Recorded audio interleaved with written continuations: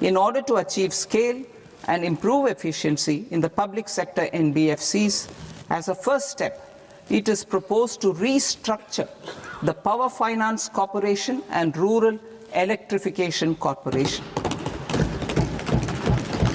I propose a comprehensive review of the foreign exchange management non-debt instruments rules to create a more contemporary, user-friendly framework for foreign investments consistent with India's evolving economic priorities. Corporate bond market. I propose to introduce a market-making framework with suitable access to funds and derivatives on corporate bond indices. I also propose to introduce total return swaps on corporate bonds. Municipal bonds. To encourage the issuance of municipal bonds of higher value by larger cities, I propose an incentive of 100 crore rupees for a single bond issuance. 100 crore rupees for a single bond issuance of more than 1,000 crore. The current scheme under Amrit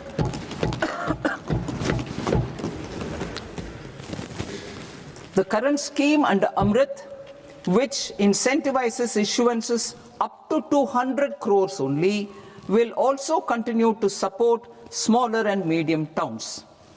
That will also continue to support the smaller and medium towns. Ease of doing business. Individual persons resident outside India, PROI, will be permitted to invest in equity instruments of listed Indian companies through the Portfolio Investment Scheme. It is also proposed to increase the investment limit for an individual PROI under the scheme from 5% to 10%, with an overall investment limit for all individual PROIs to 24% from the current 10%. Emerging technologies including AI. 21st century is technology-driven. Adoption of technology is for the benefit of all people. Farmers in the field, women in STEM, youth keen to upskill, and Divyangjan to access newer opportunities. The government has taken several steps to support new technologies through AI Mission, National Quantum Mission, Anusandhan National Research Fund, and Research and Development and Innovation Fund. Our second kartavya is to fulfill aspirations and build capacities. Close to 25 crore individuals have come out of multi-dimensional poverty through a decade of our government's sustained and reform-oriented efforts.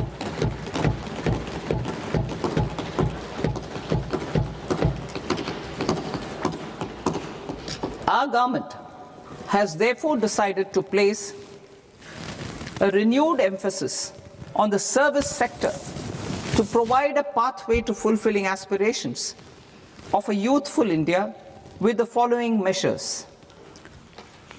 I propose to set up a high-powered Education to Employment and Enterprises Standing Committee to recommend measures that focus on services sector as a core driver of Vikasit Bharat.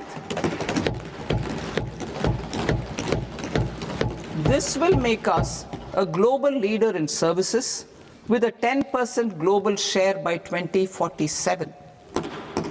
The committee will prioritize areas to optimize the potential for growth, employment, and exports. They will also assess the impact of emerging technologies, including AI, on jobs and skill requirements and propose measures thereof.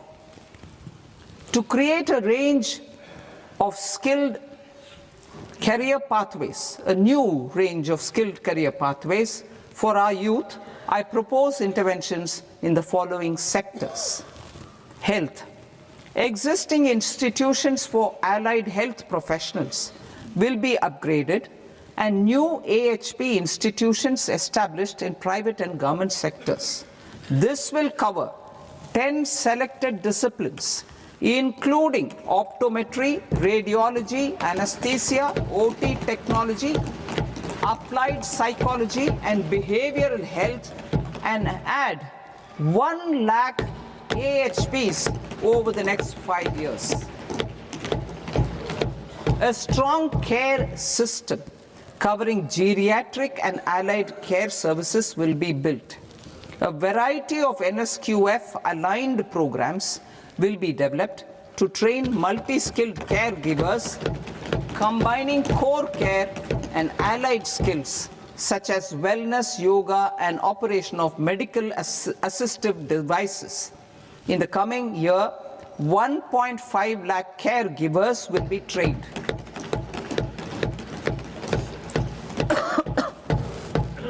Hubs for medical value tourism.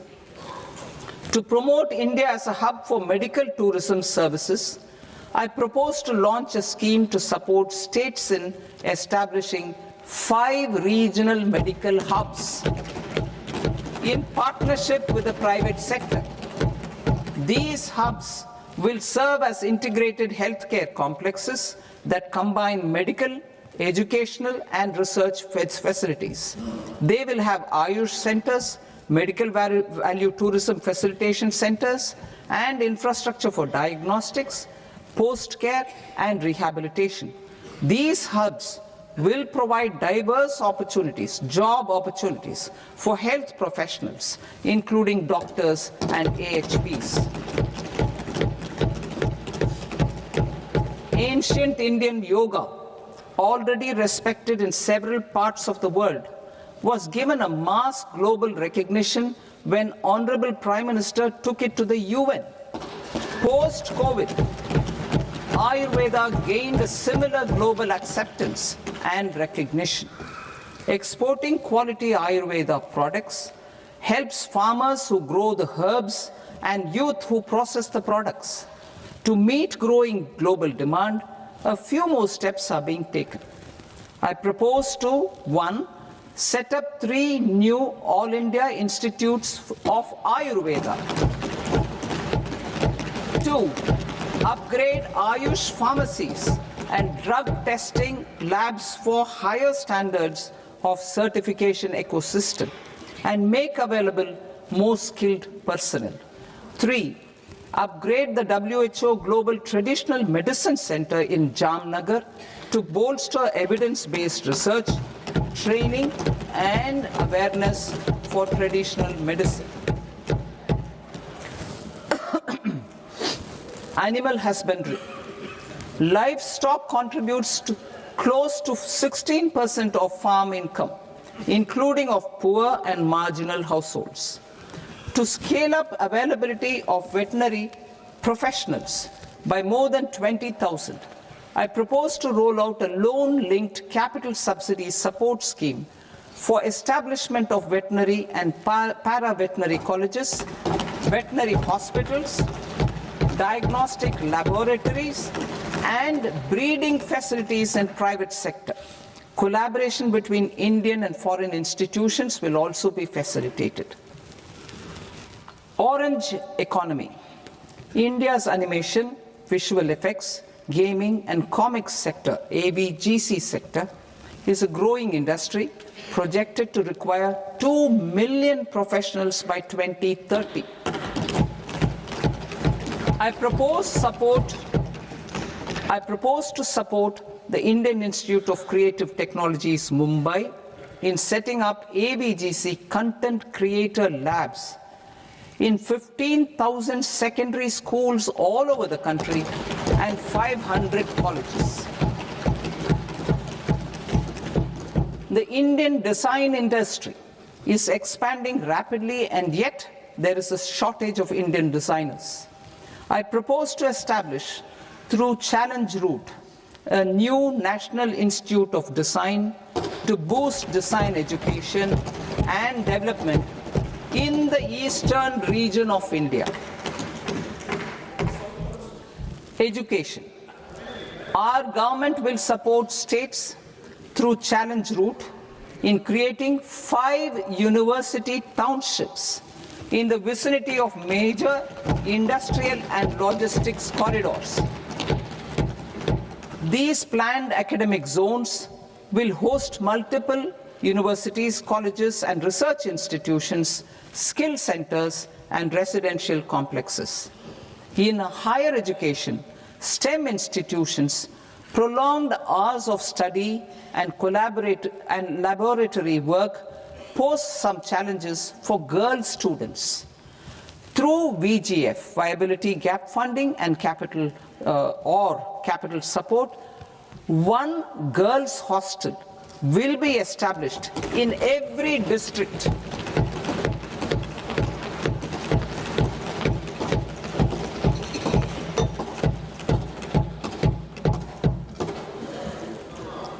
To promote astrophysics and astronomy via immersive experiences.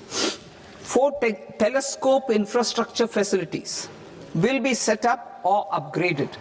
The National Large Solar Telescope, the National Large Optical Infrared Telescope, the Himalayan Chandra Telescope, and the Cosmos 2 Planetarium. Tourism. The tourism sector has the potential to play a large role in the employment generation, forex earnings, and expanding the local economy. I propose to set up a National Institute of Hospitality by upgrading the existing National Council for Hotel Management and Catering Technology. It will function as a bridge between academia, industry, and government. I also propose a pilot scheme for upskilling 10,000 guides in 20 iconic tourist sites through a standardized, high-quality, 12-week training course in hybrid mode in collaboration with the Indian Institute of Management. A national destination digital knowledge grid will be established to digitally document all places of significance, cultural, spiritual, and heritage. This initiative will create a new ecosystem of jobs for local researchers, historians, content creators, and technology partners.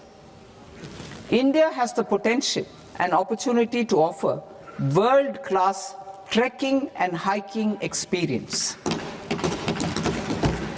We will develop ecologically sustainable mountain trails in Himachal Pradesh, Uttarakhand, and Jammu Kashmir. Also in Araku Valley in the Eastern Ghats and Podigai Malai in the Western Ghats. Turtle trails along key nesting sites in the coastal areas of Odisha, Karnataka, and Kerala. And 3 bird watching trails along the Pulikat Lake in Andhra Pradesh, Tamil Nadu. It's on the border. Under the visionary leadership of Honorable Prime Minister, we established the International Big Cat Alliance in 2024. This year, India is hosting the first ever Global Big Cat Summit, where heads of governments and ministers from 95 range countries will deliberate on collective strategies for conservation. Heritage and culture tourism. I propose to develop 15 archaeological sites, including Lothal, Dolavira, Rakhi Gadi, Adichanallur, Saranath, Hastinapur, and Leh Palace into vibrant experiential cultural destinations. Excavated landscapes will be open to the public through curated walkways. Immersive storytelling skills and technologies will be introduced to help conservation labs, interpretation centers, and guides. The sports sector provides multiple means of employment, skilling, and job opportunities. Taking forward the systematic nurturing of sports talent, which is set in motion through the Khelo India program earlier, I propose to launch a Khelo India mission to transform the sports sector over the next decade. The mission will facilitate an integrated talent development pathway supported by training centers, which are foundational, intermediate, and elite levels. B, systematic development of coaches and support staff. C, integration of sports science and technology.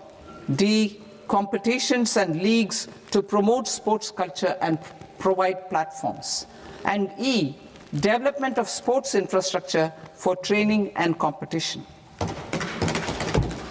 Our third Kartavya aligns with our vision of Sabka Saath, Sabka Vikas towards Vikasit Bharat.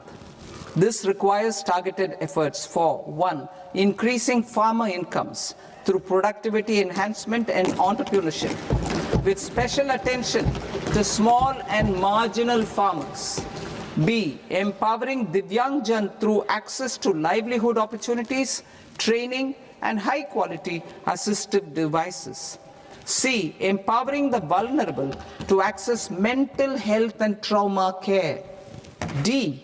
Focus on the Purvodaya states and the Northeast region to accelerate development and employment opportunities. Fisheries. We will undertake initiatives for integrated development of 500 reservoirs and Amrit Sarovars. 2. Strengthen the fisheries value chain in coastal areas and enable market linkages involving startups and women-led groups together with fish farmer producer organizations. Animal husbandry. To provide quality employment opportunities in rural and peri-urban areas, we will support the animal husbandry sector in entrepreneurship development through A. A credit-linked subsidy program. B. Scaling up and modernization of livestock enterprises. C. Enhanced creation of livestock, dairy, and poultry. I'll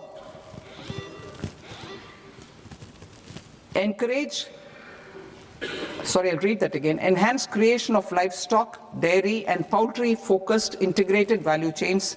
And D. Encourage creation of livestock farmer-producer organizations.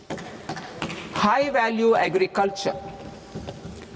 To diversify farm outputs, increase productivity, enhance farmers' incomes, and create new employment opportunities, we will support high-value crops such as coconut, sandalwood, cocoa, cashew in the coastal areas, agar trees in northeast, and nuts such as almonds, walnuts, and pine nuts in our hilly regions. These, all of them, will be supported. India is the world's largest producer of coconuts. About 30 million people, including nearly 10 million farmers, depend on coconuts for their livelihood. To further enhance competitiveness in coconut production, I propose a coconut promotion scheme to increase production and enhance productivity through various interventions, including replacing and non-productive trees with new saplings or plants or varieties in major coconut growing states. A dedicated program is proposed for Indian cashew and cocoa to make India self-reliant in raw cashew and coconut production and processing, enhance export competitiveness, and transform Indian cashew and Indian cocoa into premium global brands by 2030. Sandalwood. Sandalwood is closely linked to India's social and cultural heritage. Our government will partner with state governments to promote focused cultivation and post-harvest processing to restore the glory of the Indian sandalwood ecosystem, to rejuvenate old, low-yielding orchards, and expand high-density cultivation of walnuts, almonds, and pine nuts, we will support a dedicated program to enhance farmer incomes and in bringing value addition by engaging youth. Bharat Vistar, that is virtually integrated system to access agricultural resources. I propose to launch Bharat Vistar, a multilingual AI tool that shall integrate the AgriStack portals and the ICAR package on agricultural practices with AI systems. This will enhance farm productivity, enable better decisions for farmers, and reduce risk by providing customized advisory support. She Marts for rural women-led enterprises. Building on the success of Lakpati Didi program, I propose to help women take the next step from credit-linked livelihoods to being owners of enterprises. Self-help entrepreneur, She Marts will be set up as community-owned retail outlets within the cluster-level federations through enhanced and innovative financing instruments. Empowering Divyangjan. Divyangjan Kaushal Yojana. Information technology, AVGC sectors, hospitality and food and beverages sectors often offer task-oriented and process-driven roles which are suitable for Divyangjan. We will ensure dignified livelihood opportunities through industry-relevant and customized training specific to each Divyangjan group. Divyang Sahara Yojana. Timely access to high-quality assistive devices for all eligible Divyangjan is a fundamental need. I propose to 1. Support the Artificial Limbs Manufacturing Corporation of India, Alimco, to set up and to scale up production of assistive devices, invest in R&D and AI integration, strengthen PM Divyasha Kendras, and support setting up of assistive technology marts as modern retail style centers where Divyangjan and senior citizens can see, try and purchase assistive products. Reaffirming our commitment to mental health and trauma care. There are no national institutes for mental health care in North India. We will therefore set up a NIMHANS 2 and also upgrade national mental health institutes in Ranchi and in Tezpur as regional apex institutions. Emergencies expose families, particularly the poor and vulnerable, to unexpected expenditure. We will strengthen and increase these capacities by 50% in district hospitals by establishing emergency and trauma care centers. Focus on Purvodaya states and northeastern regions. Purvodaya. I propose the development of an integrated East Coast industrial corridor with a well-connected node at Durgapur, creation of 5 tourism destinations in 5 Purvodaya states, and the provision of 4,000 e-buses. Buddhist sites in northeastern region. The northeastern region is a civilizational confluence of Theravada and Mahayana or Vajrayana traditions. I propose to launch a scheme for development of Buddhist circuits in Arunachal Pradesh, Sikkim, Assam, Manipur, Mizoram, and Tripura. The scheme will cover preservation of temples and monasteries, pilgrimage interpretation centers, connectivity, and pilgrim amenities. 16th Finance Commission. On 17th November 2025, the 16th Finance Commission submitted its report to the President. As mandated under Article 281 of the Constitution, the government is to lay the report along with the explanatory memorandum on the action taken report on the recommendations of the Commission in Parliament, which, Sir, Honourable Speaker, you've allowed me to do at the commencement of this session.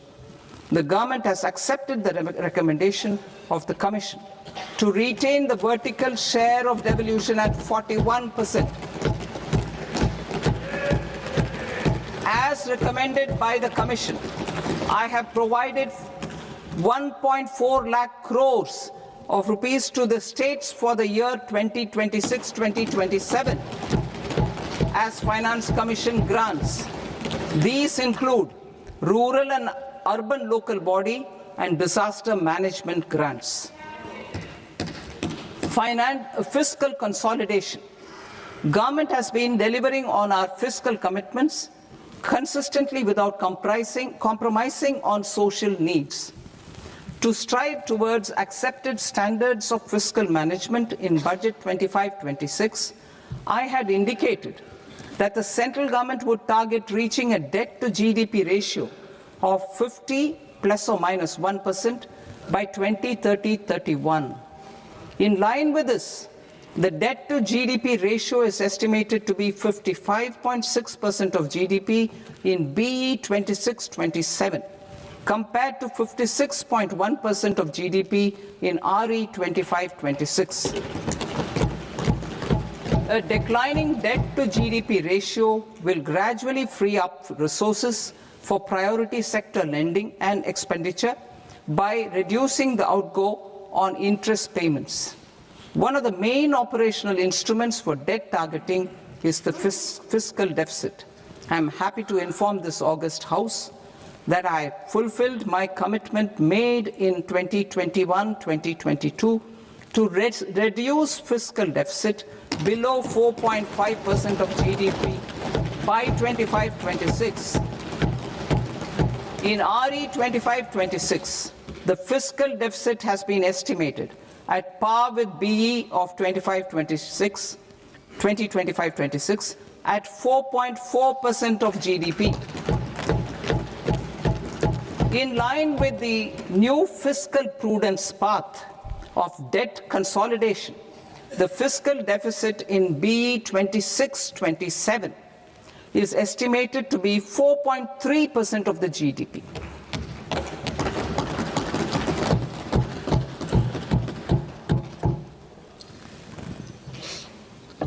The revised estimates of the non-debt receipts are 34 lakh crore rupees, of which the centre's net tax receipts are 26.7 lakh crore. The revised estimate of the total expenditure is 49.6 lakh crore rupees, of which the capital expenditure is about 11 lakh crores. Budget estimates 2026 to 2027. Coming to 26-27, the non-debt receipts and the total expenditure are estimated as 36.5 lakh crore and 53.5 lakh crore respectively. The centre's net tax receipts are estimated at 28.7 lakh crore rupees. To finance the fiscal deficit, the net market borrowings from dated securities are estimated at 11.7 lakh crore rupees. The balance financing is expected to come from small savings and other sources. The gross market borrowings are estimated at 17.2 lakh crore rupees. I'll now move to Part B. Part B, direct taxes.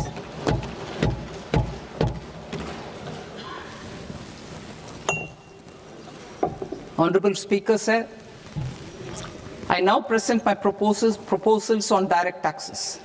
New Income Tax Act.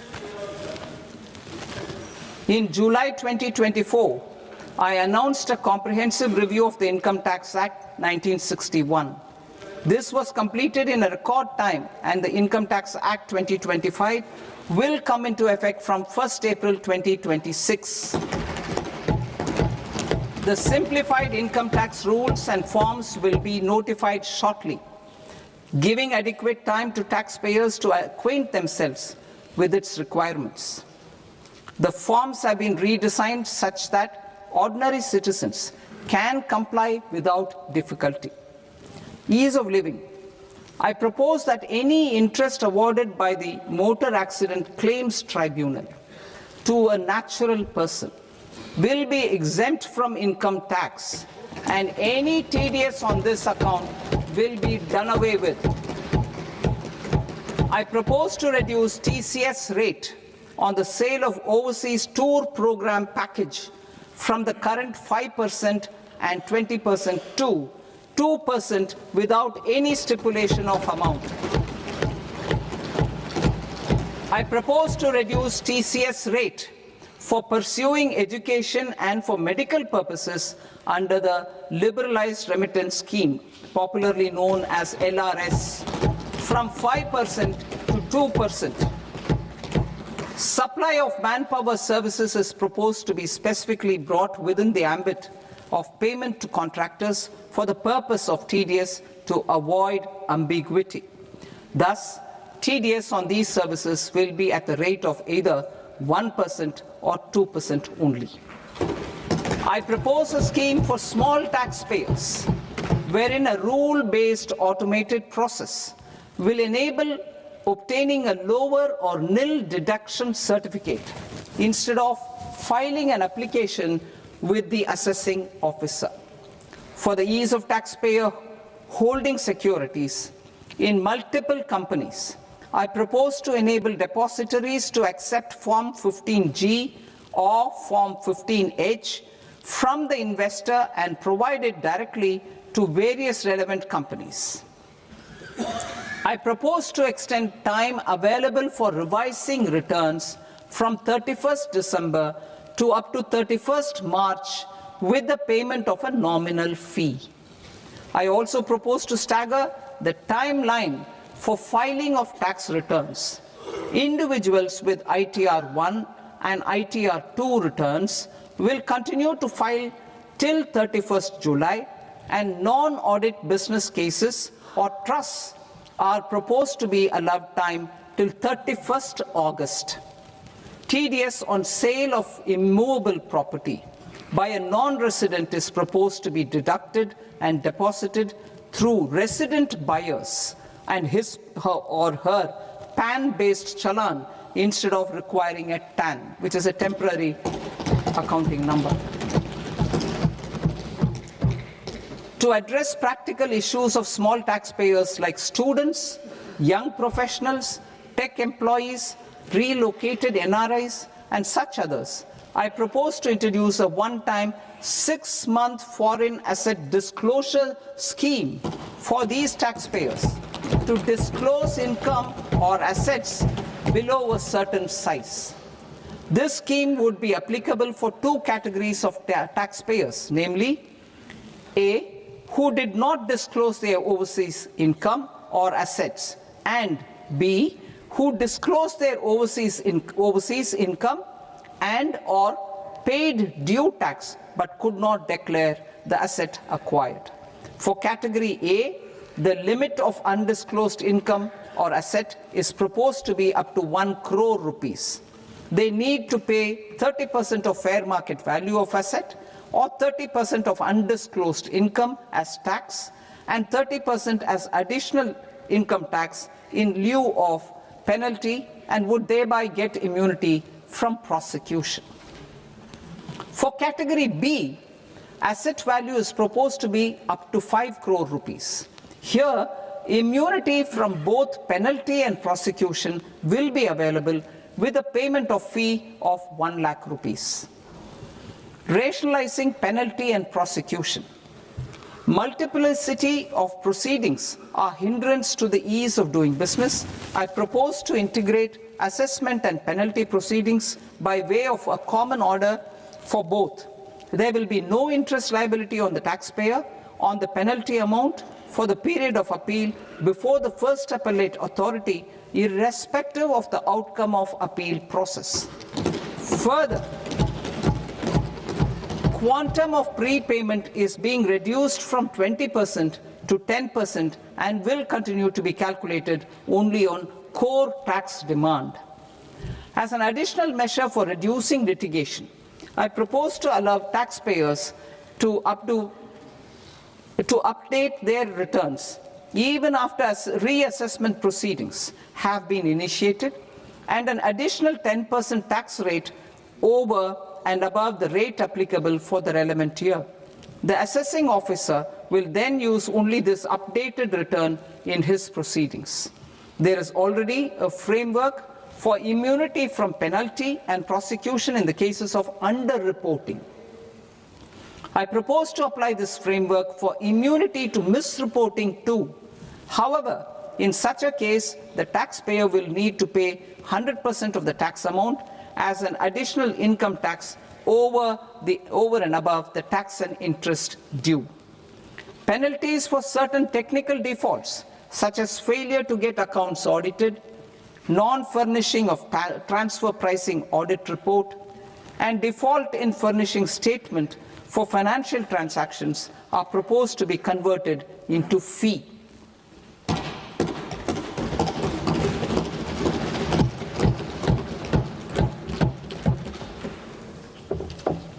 I propose to rationalize prosecution framework under Income Tax Act while maintaining a careful balance for deterrence in some serious offence. Non-production of books of account and documents and requirement of TDS payment where payment is made in kind are being decriminalized. Further, minor offences will attract fine only. The remaining prosecutions will be graded commensurate with the quantum of offence. They will entail only simple imprisonment with maximum imprisonment reduced to 2 years and power to courts to convert even those into fines. There is no penalty. There is no penalty presently for non-disclosure of non-immovable foreign assets with aggregate value less than 20 lakh rupees. I propose to also provide them with immunity from prosecution with retrospective effect from 1/10/2024.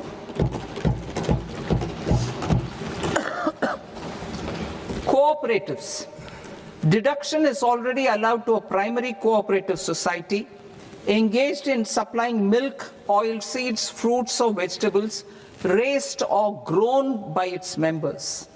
I propose to extend this deduction to also include supply of cattle feed and cotton seed produced by its members. I propose to allow inter-cooperative society dividend income as deduction under the new tax regime to the extent it is further distributed to its members. I further propose to allow exemption for a period of 3 years to dividend income received by a notified national cooperative federation on their investments made in companies up to 31/1/2026. This exemption would be allowed only for dividends further distributed to its member cooperatives. Supporting IT sector as India's growth engine.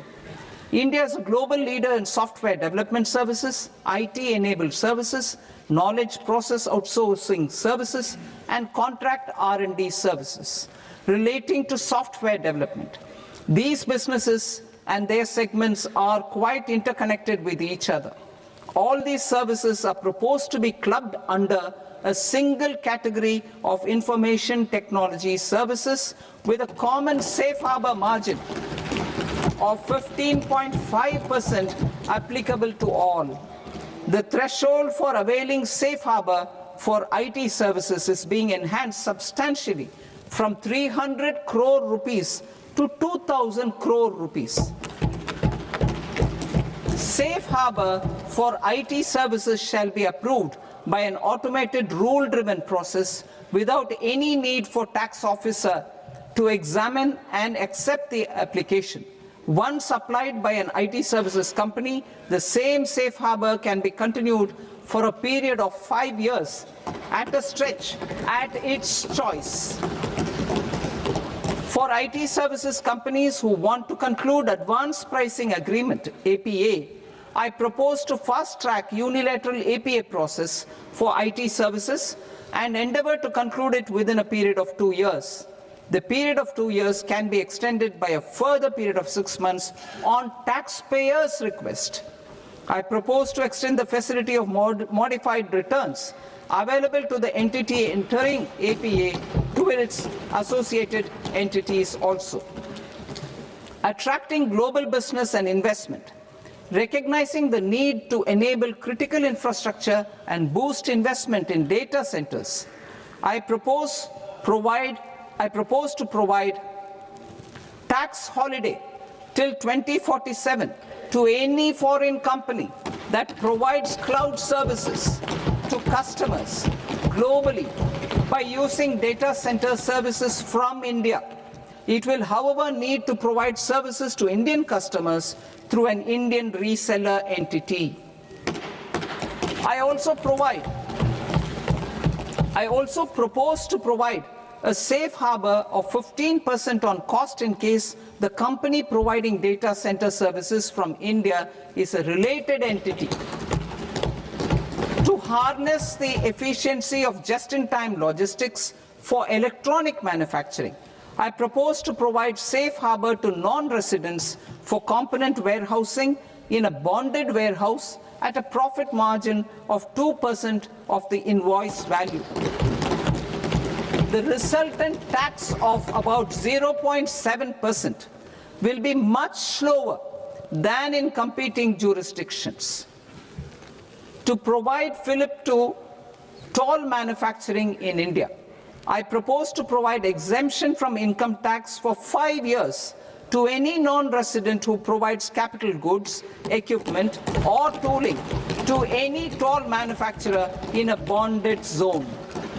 To encourage vast pool of global talent to work in India for a longer period of time, I propose to provide exemption to global, non-India sourced income of a non-resident expert for a stay period of 5 years under notified schemes.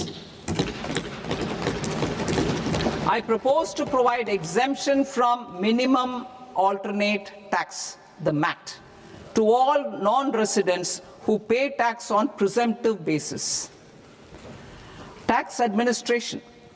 I propose to constitute a joint committee of Ministry of Corporate Affairs and Central Board of Direct Taxes for incorporating the requirements of income computation and disclosure standards, the ICDS, in the Indian Accounting Standards Ind AS itself.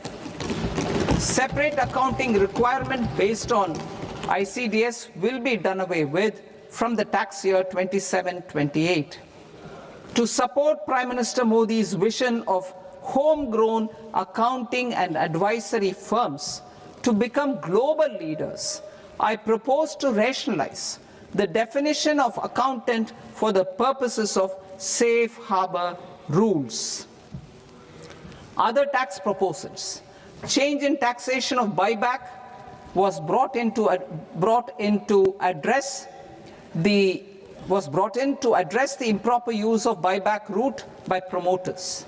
In the interest of minority shareholders, I propose to tax buyback for all types of shareholders as capital gains. However, to disincentivize misuse of tax arbitrage, promoters will pay an additional buyback tax. This will make effective tax 22% for corporate promoters. For non-corporate promoters, the effective tax will be 30%. TCS rate for sellers of specific goods, namely alcoholic liquor, scrap, and minerals, will be rationalized to 2%, and that on tendu leaves will be reduced from 5% to 2%. I propose to raise the STT on futures to 0.05% from the present 0.02%. STT on options premium and exercise of options are both proposed to be raised to 0.15% from the present rate of 0.1% and 0.125% respectively. We reformed the taxation landscape for corporates in 2019 by providing them a simplified regime with lower tax rate so that they could productively focus on business rather than on claim of deductions and exemptions. To encourage companies to shift to the new regime, set-off of brought forward MAT credit, minimum alternate tax credit, is proposed to be allowed to companies only in the new regime. Set-off using available MAT credit is proposed to be allowed to an extent of 1/4 of the tax liability in the new regime. MAT is proposed to be made final tax, so there will be no further credit accumulation from 1st April 2026. In line with this change, the rate of final tax is being reduced to 14% from the current MAT rate of 15%. The brought forward MAT credit of taxpayers accumulated till 30th March 2026 will continue to be available to them for set-off as above. Indirect taxes. I shall now take up proposals related to indirect taxes. My proposals for customs and central excise aim to further simplify the tariff structure, support domestic manufacturing, promote export competitiveness, and correct inversion in duty. To continue weeding out long continuing customs duty exemptions, I propose to remove certain exemptions on items which are being manufactured in India or where the imports are negligible. Similarly, to further simplify the process of ascertaining the rate of duty applicable on a particular item, I propose to incorporate certain effective rates in various customs notifications to the tariff schedule itself. I shall now take up sector-specific proposals. Promotion of exports of marine, leather, and textile products. I propose to increase the limit for duty-free imports of specified inputs used for processing seafoods for export from the current 1% to 3% of FOB value of the previous year's export turnover. I also propose to allow duty-free imports of specified inputs, which is currently available for exports of leather or synthetic footwear, to exports of shoe uppers as well. I propose to extend the time period for export of final product from the existing 6 months to 1 year for exporters of leather or textile garments, leather or synthetic footwear, and other leather products. Energy transition and security. I propose to extend the basic customs duty exemption given to capital goods used for manufacturing lithium-ion cells for batteries to those used for manufacturing lithium-ion cells for battery energy storage systems also. I propose to exempt basic customs duty on import of sodium antimonate for use in manufacture of solar glass. Nuclear power. I propose to extend the existing basic customs duty exemption on imports of goods required for nuclear power projects till the year 2035 and expand it for all nuclear plants irrespective of their capacity. Critical minerals. It is proposed to provide basic customs duty exemption to the import of capital goods required for the processing of critical minerals in India. Biogas blended CNG.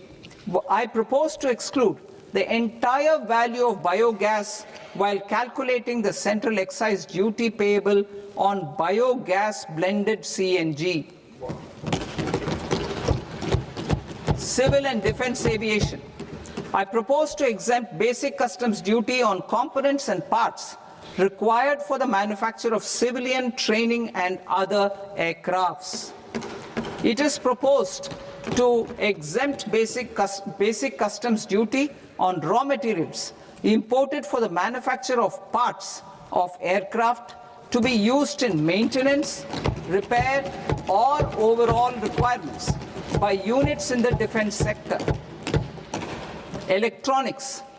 To deepen value addition in the consumer electronics sector, I propose to exempt basic customs duty on specified parts used in the manufacture of microwave ovens. Special economic zone. To address the concerns arising about utilization of capacity by manufacturing units in the special economic zones due to global trade disruptions, I propose as a special one-time measure to facilitate sales by eligible manufacturing units in SEZs to the domestic tariff area at concessional rates of duty. The quantity of such sales will be limited to a prescribed proportion of their exports. Necessary regulatory changes will be undertaken to operationalize the measures while ensuring level playing field for the units working in the DTA. Ease of living. To rationalize the customs duty structure for goods imported for personal use, I propose to reduce the tariff rate on all dutiable goods imported for personal use from 20% to 10%. To provide relief to patients, particularly those suffering from cancer, I propose to exempt basic customs duty on 17 drugs or medicines. I propose also to add 7 more rare diseases for the purposes of exempting import duties on personal imports of drugs, medicines, and food for special medical purposes used in their treatment. Customs process. India's role and share in the global trade is poised for a major leap in line with our ambition and journey towards Vikasit Bharat. In this regard, I propose many measures for custom processes to have minimal intervention for smoother and faster movement of goods and greater certainty to the trade. Trust-based systems. I propose to enhance duty deferral period for Tier 2 and Tier 3 authorized economic operators, known as AEOs, from 15 days to 30 days. I propose to provide eligible manufacturer importers the same duty deferral facility. This should encourage them to get themselves accredited as a full-fledged Tier 3 AEO in due course. To provide greater certainty and for better business planning, I propose to extend validity period of advance ruling binding on customs from the present 3 years to 5 years. In the spirit of the whole of government approach,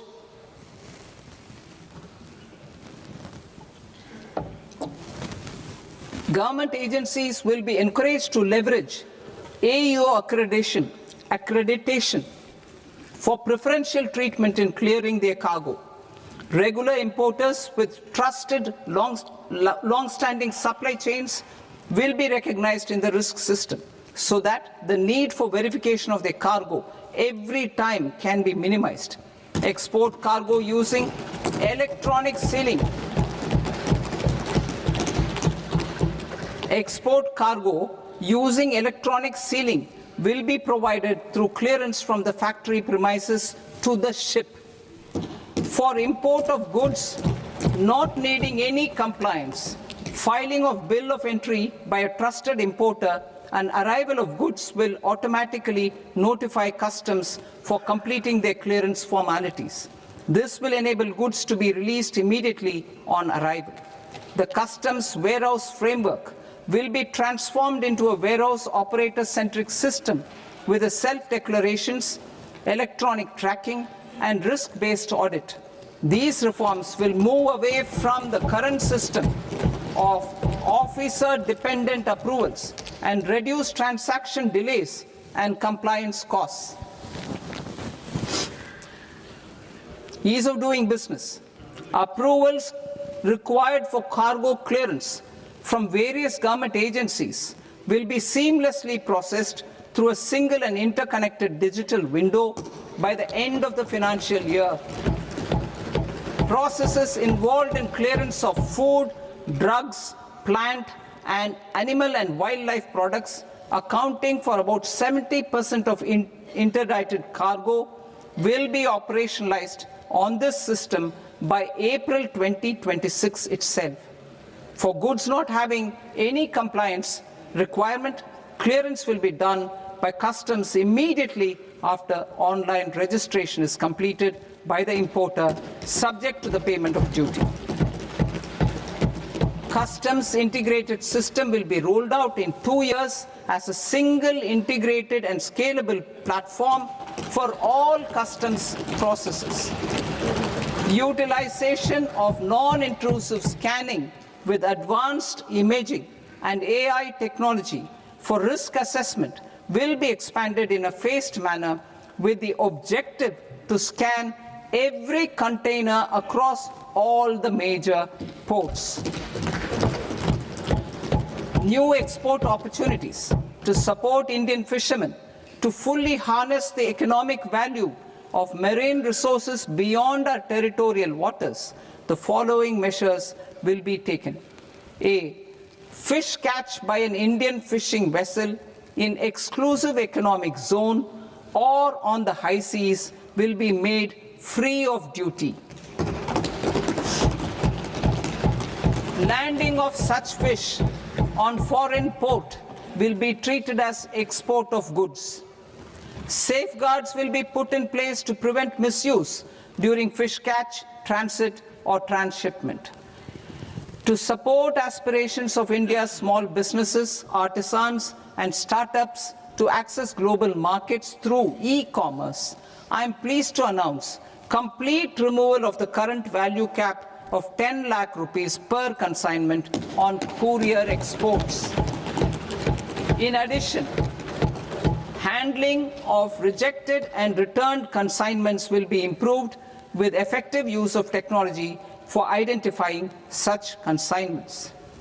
I propose to revise provisions governing baggage clearance during international travel to address genuine concerns of passengers. The revised rules will enhance duty-free allowances in line with the present-day travel realities and provide clarity in temporary carriage of goods brought in or taken out. There are honest taxpayers who are willing to settle disputes by paying all their dues, but they get deterred due to negative connotation associated with penalty. They will now be able to close cases by paying an additional amount in lieu of penalty. Honorable Speaker, sir, with this, I commend the budget to this august House. Jai Hind.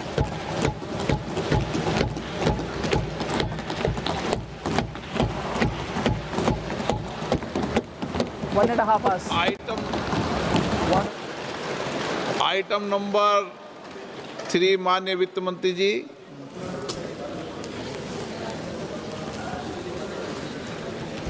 Item number 2, sir. 3. 3. Sir, with your permission, I rise to lay on the table of the following statements under Section 3, 1 of the Fiscal Responsibility and Budget Management Act of 2003. Medium-term fiscal policy, fiscal policy strategy statement, and macroeconomic framework statement.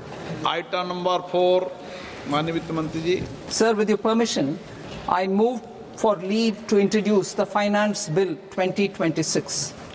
प्रश्न ये कि विधेयक को पुनः स्थापित करने की अनुमति प्रदान की जाए. जो सदस्य इस पक्ष में हाँ गए, जो सदस्य विरोध में ना गए, मेरे विचार में निर्णय हाँ वालों के पक्ष में हाँ वालों के पक्ष में अनुमति प्रदान की जाती है। माननीय मंत्री जी, अब विधेयक पूरे स्थापित करें। Sir, I introduce the bill. माननीय सदस्यगण, आपको सूचित किया जाता है कि माननीय वित्त मंत्री जी के बजट भाषण की कॉपी पब्लिकेशन काउंटर पर ली जाती है।